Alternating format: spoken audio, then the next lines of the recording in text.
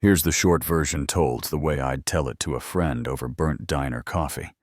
No speeches, just life as it happened. The week I moved onto 5 scruffy acres outside the gated neighborhood of Alder Ridge, I thought I'd finally bought quiet and not trouble. My land sits past their stone sign, not inside their gate, and I liked it that way. Room for a shed, a flea market mailbox. I painted flat black, a porch light bright enough to find the keys in my pocket. Then the letters started that thick paper with a logo designed to make you feel small.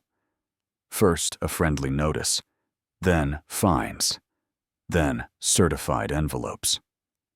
With that green card that hits your stomach like a missed step. My porch light wasn't compliant, my gravel wasn't the approved shade of beige. My mailbox faced the wrong direction. The amount climbed from 50 to 100 to thousands for continuing violations. And suddenly, I was the villain of a community I didn't even live in. At the grocery store, people paused mid-tomato, like I was contagious at the gas station. A guy in a polo squared up by the squeegee and said, "Rules are rules, a neighbor." I said, "We're not neighbors. Your fence is the line." "I'm on my side," he smirked, "and hit me with people like you. And if you've ever heard that phrase, you know. It carries more than it says." I called the name at the bottom of each notice. The board's vice president, Susan Carr, voicemail. Every time I left messages, I emailed nothing. So I walked into a board meeting one Tuesday, wearing a clean shirt and my best boots. The clubhouse smelled like lemon polish and money, and the president, Bradley Whitmore, smiled a smile with no warmth in it and said they had standards to preserve harmony. I slid a county map across the table and said, "Your harmony ends at your fence outside. It is my rights." Susan shuffled papers, eyes down, and said they'd consult legal. I said, "Do that." 3 weeks later, came a letter with teeth pay. 2,700 in cumulative fines in 15 days. Or get sued. I didn't throw anything. I didn't even curse. I made coffee. Opened my file cabinet and did what I always do when a machine won't run. I traced the line, deed by deed, survey by survey, tax receipt by tax receipt. Under that porch light. They hated so much. Hours passed then. Around 1:18 a.m., I founded a chain of title diagram that lit my brain like a short circuit years back. I'd bought into a real estate cleanup called Prairie Stone Holdings, LLC. It was messy, we fixed it. Turned a profit, I never bothered to dissolve the company. And there it was in black and white, the ground lease under Alder Ridge's roads. Pond gatehouse and clubhouse sat with Prairie Stone.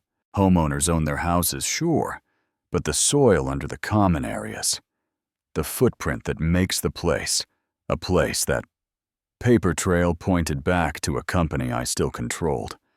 I leaned back and let out a laugh that sounded like relief, trying to crawl out of a cage.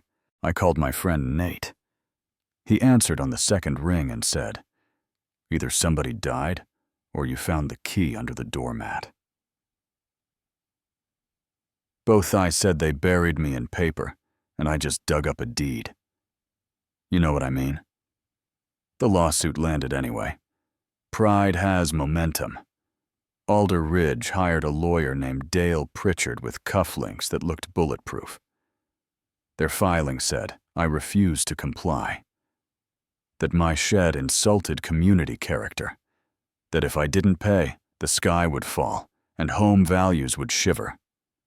My attorney, Marisol Vega, a quiet bulldog, told me to bring everything. And in court, Dale preached harmony, like disharmony had personally wronged him, while Bradley sat behind him like a scoutmaster who'd earned a merit badge in control. Susan took notes, like her pen could hold the dam when it was our turn. Marisol didn't perform. She just walked the judge on. Marion Ruiz. Through a map, Elise. Prairie Stone's ledger, then handed up a certified chain of title and tapped the boundary line with her pen. Your Honor, she said. The association's authority stops at its recorded covenant. Mr. Reed's parcel isn't encumbered, the common elements the association uses. Sit on ground leased from Prairie Stone, an entity. Mr. Reed controls. They have no jurisdiction over him and operate by permission. Where they sit. The room inhaled all at once. You could feel it. Dale popped up with irrelevant, and Judge Ruiz tilted her head like a level and said, Jurisdiction is never irrelevant, then calm as a plumb line on its face. This presents a substantial barrier to the plaintiff's standing. And just like that, the temperature changed. We recessed, and the hallway turned into a talk show. A man in golf shoes told me I was a bully. A woman with a stroller asked if I would charge rent to walk on the sidewalks. A teenager who fishes at their pond gave me a thumbs up and whispered legendary. Nate clapped my shoulder and said, You flipped the table. I didn't feel like a winner. I felt like a man who finally set down a load he'd been carrying so long, he forgot what standing upright felt like. The internet did what the internet does. Local news turned it into mechanic versus HOA comment section split into saints and villains. Half the folks called me a hero, fighting petty tyrants. Half swore. I planned it from day one. Yeah, that happened back inside Alder Ridge. The board tried to hold the center. Email blasts about misinformation, about order, about external actors. And then the thing I didn't expect started happening. People who'd been avoiding my eyes for months came to my gate. They wanted to hear me directly, not the newsletter version. A couple with 2 kids sat at my table and drank sweet tea and asked if I could kick them out of their house now that I knew what I knew. I told them no with my whole chest. You own your home, you pay your mortgage and your taxes. I don't want your living room or your kids' bedrooms. I want peace on my side of the fence while you have peace on yours. The second court date felt like a cliff edge. Dale tried to cast me as a man exploiting a loophole. Today, it's one shed tomorrow. He'll color our doors, he said. Marisol didn't blink. He is asking for the opposite of control, she said. He is asking to be free of control.